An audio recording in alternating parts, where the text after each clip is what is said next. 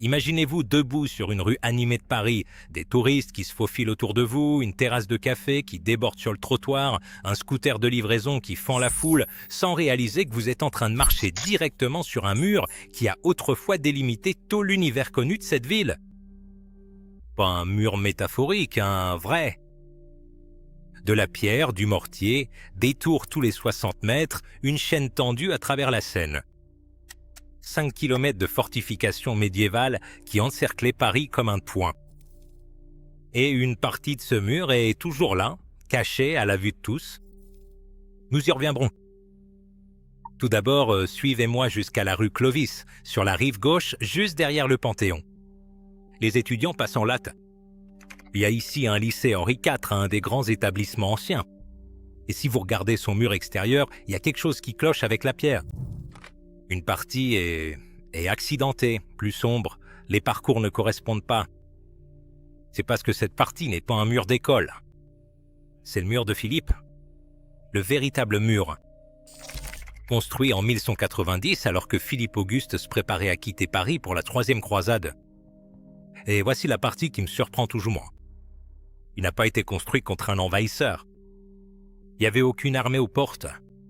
Il a été construit contre l'absence. Le roi était terrifié à l'idée de ce que Paris deviendrait sans lui. Émeute, prise de pouvoir, coup de force. Alors il a muré la ville avant de partir, comme on ferme la maison attelée. La plus longue fortification urbaine d'Europe, à ce moment-là, 77 tours, 5 kilomètres. Et elle a commencé, étrangement, non pas ici, mais de l'autre côté de la rivière. Chimo Giscaro. Place-toi au quai de la Tourlelle. En face de l'île Saint-Louis, là où l'Institut du monde arabe dresse aujourd'hui sa facette de verre géométrique vers le ciel, et où les touristes photographient leurs reflets. C'est précisément ici, sur ce tronçon exact de berge, que se dressait la tour de la Tournelle, le point d'ancrage où le mur rejoignait la Seine. Et il ne faisait pas que rejoindre la rivière, il la traversait. Une chaîne de fer était tendue à travers l'eau, d'une rive à l'autre, assez basse pour accrocher la coque des bateaux. Rien n'entrait ni ne sortait de Paris sans autorisation. Rien ne circulait sans pellé. Parce qu'il y a un détail à propos de la tour de la Tournelle que la plupart des gens ignorent. Ce n'était pas avant tout une installation militaire. C'était un poste de péage. Chaque péniche, chaque navire marchand, chaque bateau transportant du vin, du grain, du bois payait pour passer. Qui contrôlait ses revenus et pourquoi cela a rendu un certain fonctionnaire extraordinairement riche? J'y reviendrai. Mais pour l'instant, la tour a disparu, la chaîne aussi, le verre de l'Institut repose presque exactement sur l'empreinte fantôme et la rivière paraît ouverte et libre, ce qui est la plus belle illusion que Paris ait jamais réalisée. Mais le vrai drame du mur, lui, ne se jouait pas sur l'eau. Il se jouait dans la boue. Remontez la pente jusqu'à la rue Descartes, qui grimpe raide vers le quartier Mouffetard, carte postale de Paris. Bar à vin, pavés, odeur de fromage qui s'échappe des fromageries. Le mur traversait cette zone en diagonale, et ce qui coupait était plus tranchant que la pierre. À l'intérieur, Paris légitime, imposable, protégé, légalement en ville. À l'extérieur, officiellement en nulle part. Des tanneurs qui empestaient tout le quartier, des bouchers qui jetaient leurs déchets dans des canaux à ciel ouvert. Des teinturiers dont les produits chimiques coloraient le sol de teintes inconnues dans la nature. C'étaient des industries dont la ville avait besoin mais qu'elle refusait de reconnaître, repoussées contre la face extérieure du mur comme si elle n'existait pas. Le mur créait une ville à deux vitesses. La citoyenneté se mesurait aux côtés de la pierre où l'on se réveillait, et quelqu'un savait naviguer cette frontière avec une expertise particulière. François Villon, le poète médiéval, voleur, condamné, peut-être meurtrier, assurément ingénu, évoluait précisément dans cette zone grise au milieu des années 1400. Il n'existe aucun document qu'il place contre ce tronçon précis du mur, je préfère être honnête là-dessus, mais la géographie de son bas monde correspond presque parfaitement à celle de cette marge. Certaines versions de son histoire racontent qu'il a disparu dans les ruelles juste à l'extérieur du périmètre et qu'on ne l'a jamais retrouvé. À vous d'en tirer vos propres conclusions. Mais sur la rive droite, le mur a fait quelque chose d'encore plus étrange. Il faisait pas que protéger, il choisissait. Philippe a délibérément étendu l'arc de la rive droite pour inclure le quartier du marché des Halles à l'intérieur de la fortification. Pas les habitations. D'abord, le marché, une logique économique enveloppée dans la pierre militaire. Et cette décision, ce simple acte d'inclusion, a fait des Halles le cœur commercial de Paris pour les 800 années suivantes. 8 siècles à cause des priorités d'un roi médiéval.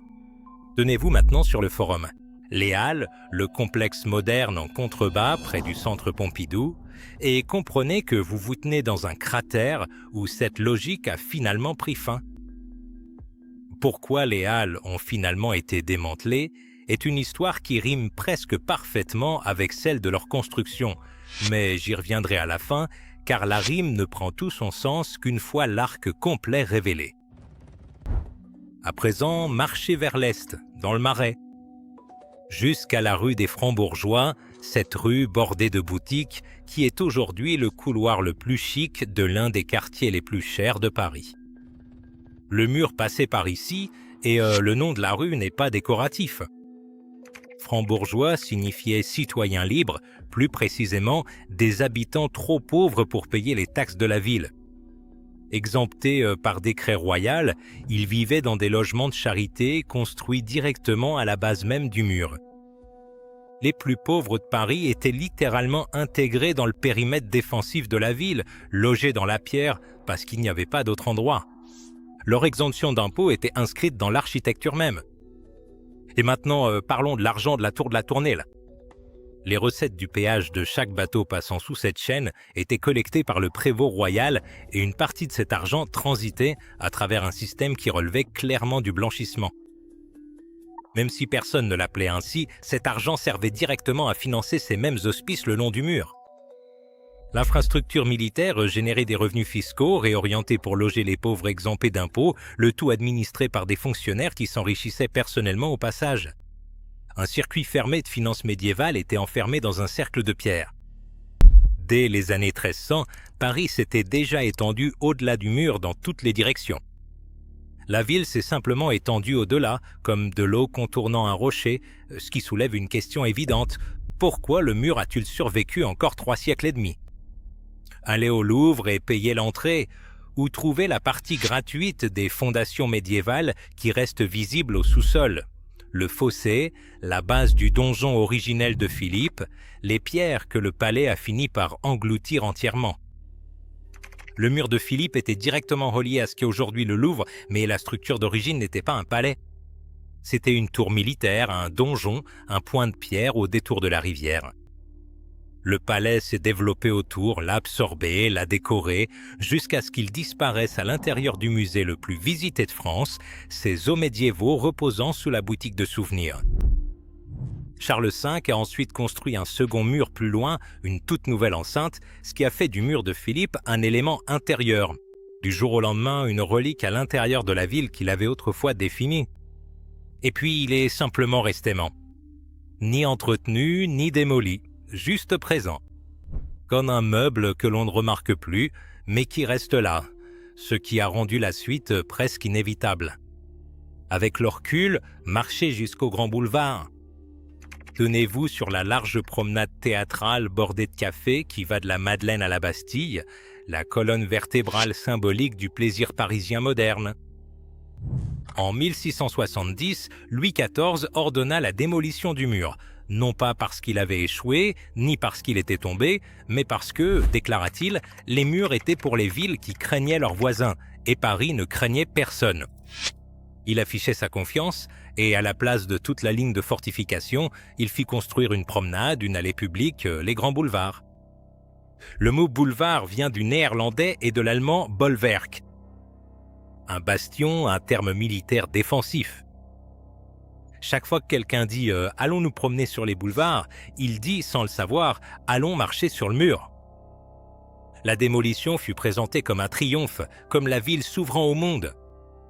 Mais chaque tour fut rasée, chaque porte, chaque hospice construit à la base, toute une couche de Paris disparut en une seule génération. remplacé par quelque chose conçu pour vous faire croire que rien n'avait été perdu. Et puis, 3 siècles plus tard, les halles démolies en 1971.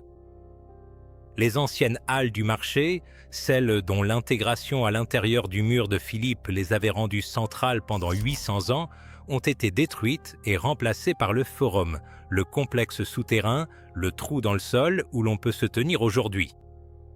La même logique, le même rythme, une vieille infrastructure supprimée au nom du progrès moderne, la ville décidant que ce qu'il avait défini était désormais un obstacle à ce qu'elle voulait devenir. Le progrès comme démolition. C'est le schéma le plus parisien qu'on puisse imaginer. Ce qui nous ramène à la rue Clovis. La lumière du soir maintenant, si vous imaginez bien la scène. Les étudiants sont partis, la rue est plus calme. Et la voilà, la section rugueuse du mur, incrustée dans l'ensemble du lycée. Du calcaire médiéval datant de 1190. On voit où il s'arrête et où commence la maçonnerie du 19e siècle. Les assises ne correspondent pas, la couleur n'est pas la même. La texture trahit tout, une fois qu'on sait où regarder. Touchez-la si vous êtes sur place. Chaque Parisien qui arpente les grands boulevards croit marcher dans le plaisir de la ville, alors qu'il foule le fantôme de sa peur. Le mur n'a pas disparu, il est devenu la rue. Une touriste se tient dans la cour du Louvre et photographie la pyramide de verre. Sous ses pieds, il y a un fossé, derrière elle, un boulevard. Elle pense qu'elle voit Paris. Elle se tient sur un palimpseste, profond d'huissiègue, et le mur continue de tout soutenir.